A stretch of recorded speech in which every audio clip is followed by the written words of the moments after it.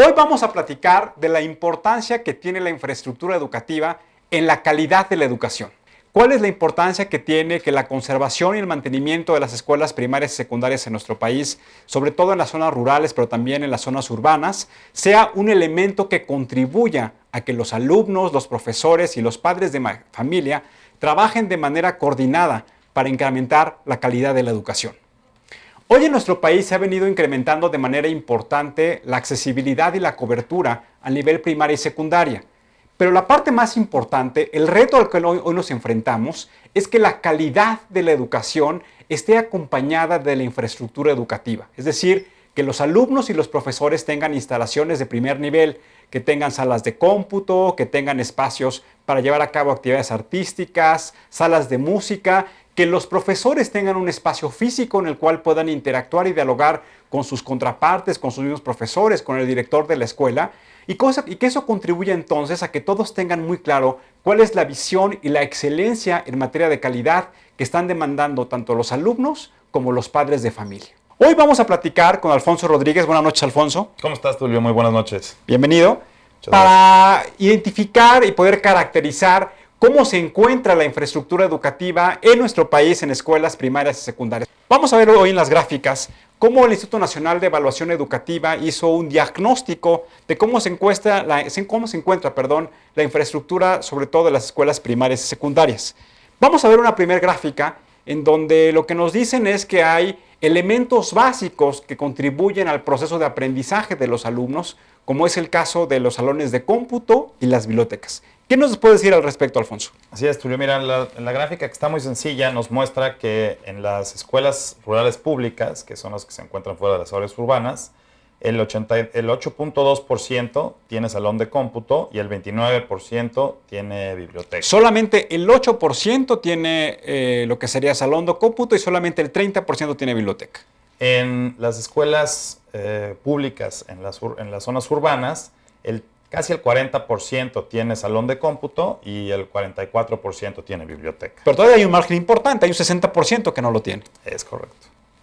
Y luego en las escuelas privadas se voltea la ecuación y el 82% tiene salón de cómputo y el 63.7% tiene biblioteca. Bueno, una tercera parte no tiene biblioteca y eso también llama la atención porque todavía hay un rezago ahí importante en cuanto a fomentar la lectura. Debemos recordar que parte también de grandes procesos de aprendizaje y procesos de impulsar el fortalecimiento del aprendizaje de los alumnos es también fomentar la lectura, y eso me parece que es una de las acciones que deben tomar las escuelas privadas. Vamos a ver la siguiente gráfica, en donde también el Instituto Nacional de Evaluación Educativa lo que nos dijo es, estableciendo una calificación del 1 al 5 y comparando las escuelas rurales públicas con las urbanas públicas y las privadas, cómo calificaron el mantenimiento y la conservación de las instalaciones en las escuelas primarias y secundarias. ¿Qué nos puedes decir, Alfonso, al respecto? Pues mira, Tulio, aquí en las escuelas públicas rurales, el 46.9%, el 47% están bien calificadas con una calificación del nivel de 5.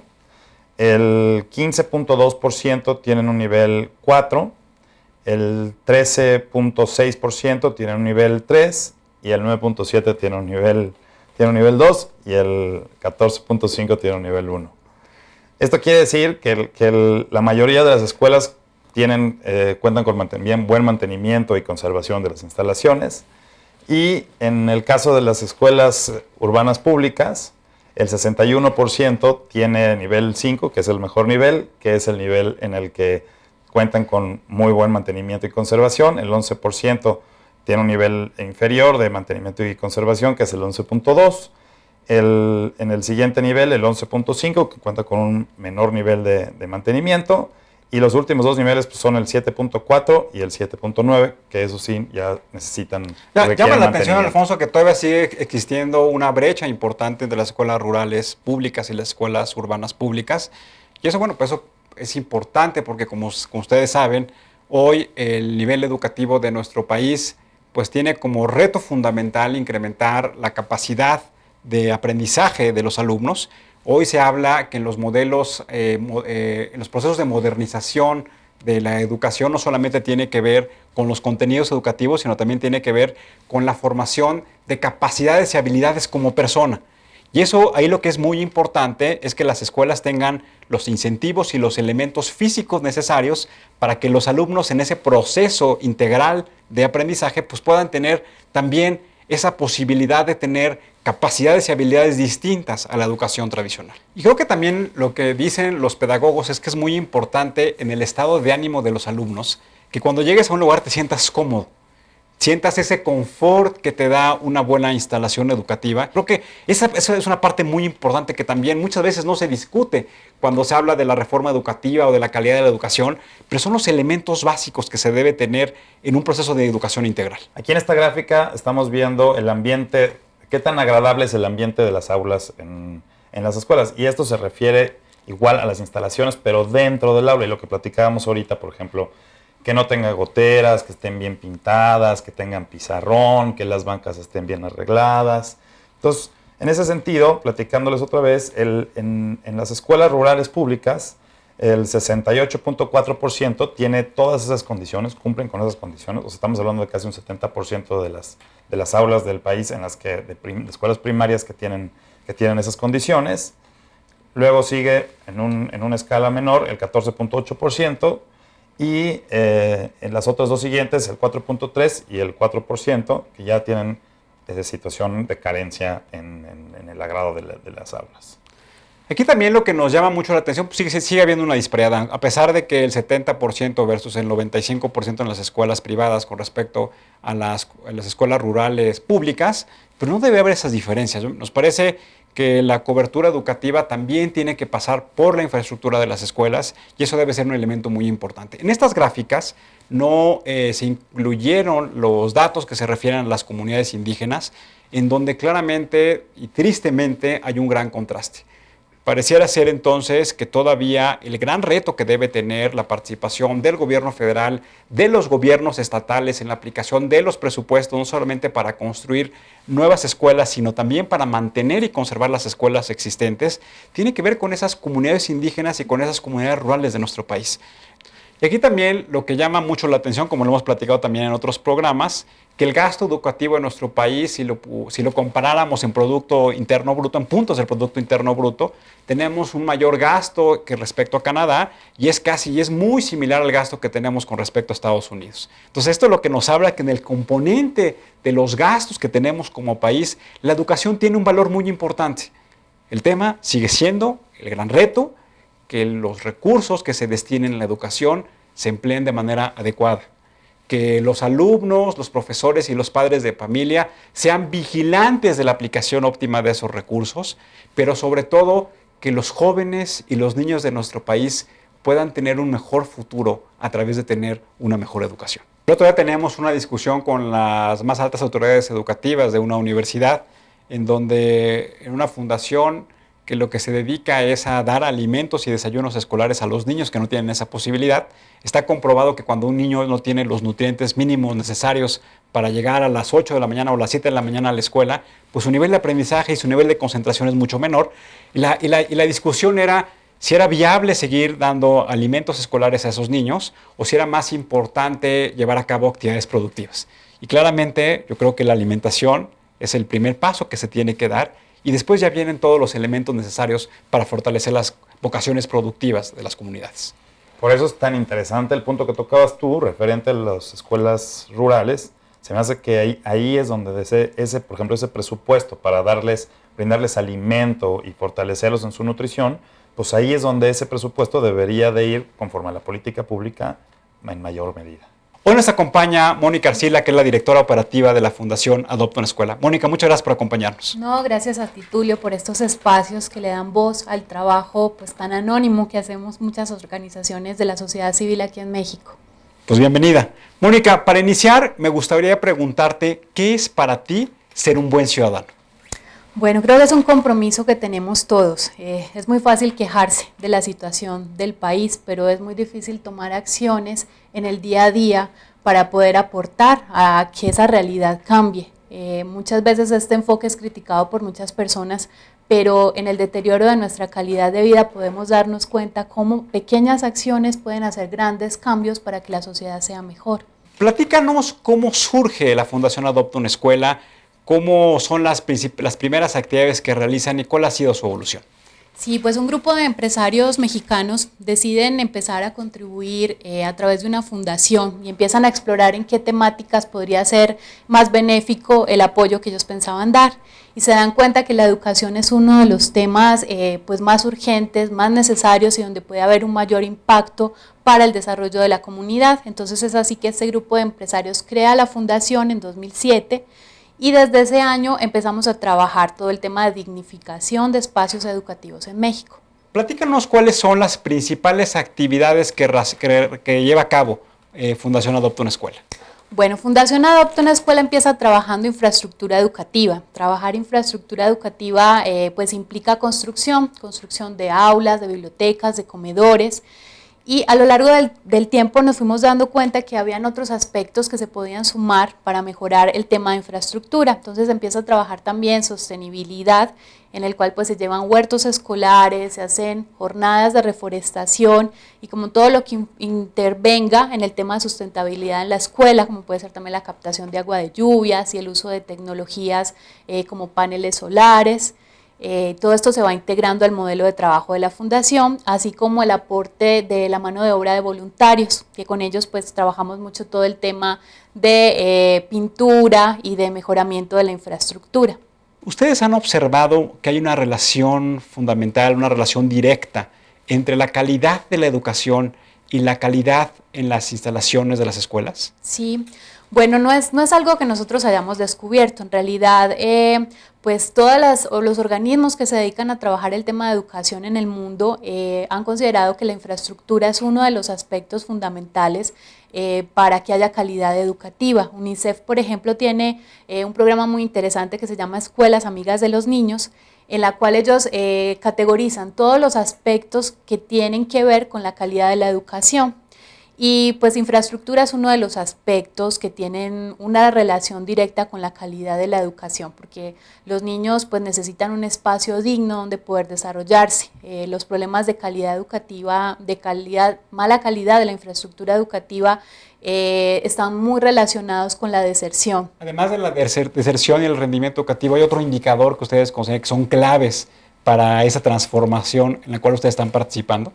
Sí, pues nosotros consideramos que todo el tema de educación debe atenderse de manera integral. Por eso nosotros pues trabajamos muy de la mano con la Secretaría de Educación Pública, porque tenemos claro que el aspecto que nosotros como fundación trabajamos es solo uno de los aspectos a atenderse. Entonces por eso es muy importante tener intervenciones integrales en las cuales se vincule a la comunidad para que ellos pues se sientan parte de esos procesos de mejora que se están haciendo en la comunidad. Se trabaja también todo el tema de autoestima, de liderazgo, de participación ciudadana, que pues a las comunidades, sobre todo rurales, les hace mucha falta. Ellos pues no se sienten partícipes de esos procesos y por lo tanto no sienten esa infraestructura propia.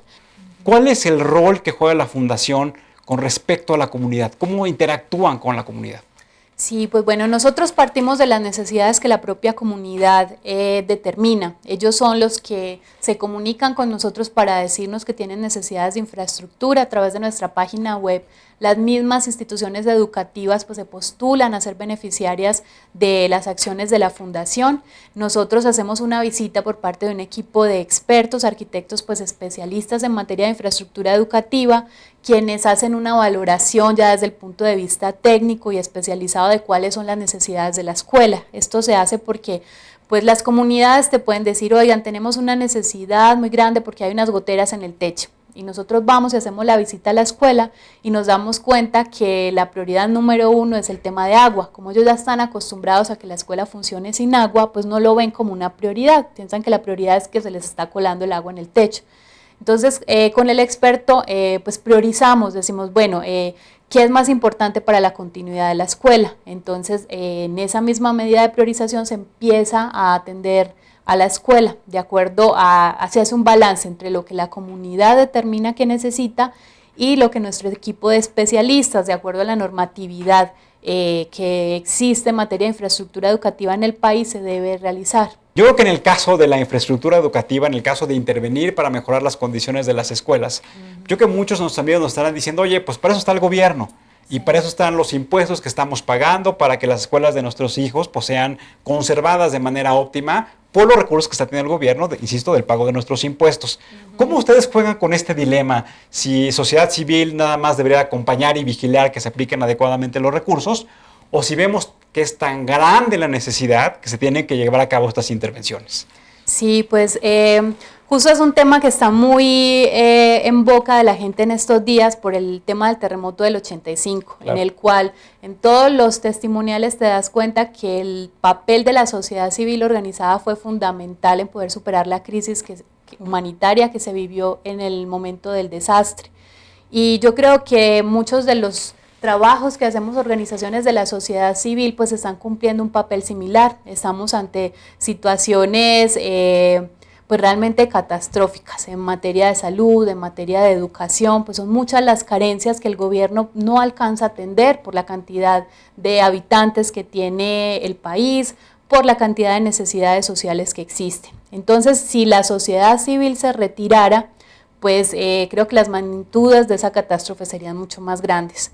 Es algo con lo que tenemos que estar nosotros jugando permanentemente, pero en realidad la sociedad civil siempre es una brújula, un motor de lo que la sociedad necesita, de hacia dónde se deben invertir los recursos. Las organizaciones que trabajamos estas temáticas nos especializamos en los temas que trabajamos, entonces hacemos, aparte de un papel de intervención como nosotros que hacemos infraestructura educativa, pues también somos como un medio para medir cómo está el sector en el que trabajamos a nivel nacional. Me gustaría que tu experiencia que has tenido en otras organizaciones de la sociedad civil, ¿qué es para ti la comunidad? ¿Qué es para ti la cohesión comunitaria?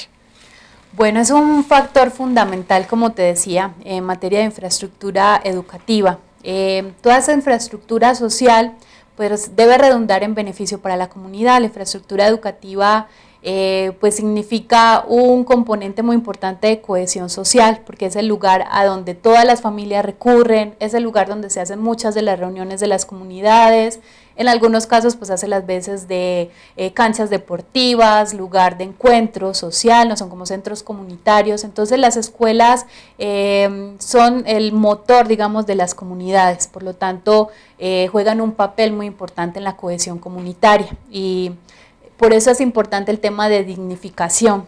La dignificación redunda en que la sociedad, pues todas estas personas de la sociedad que históricamente han sido tan marginadas, pues carecen de infraestructura educativa que les dé ese reconocimiento, ese fortalecimiento a su autoestima, de que ellos también tienen derecho a tener cosas de calidad, de que ellos tienen derecho a acceder a una educación de calidad. Imagínate que tú fueras designada autoridad educativa y estuviera en tus manos realizar programas públicos que mejoraran las condiciones de la infraestructura educativa y de la calidad de la educación.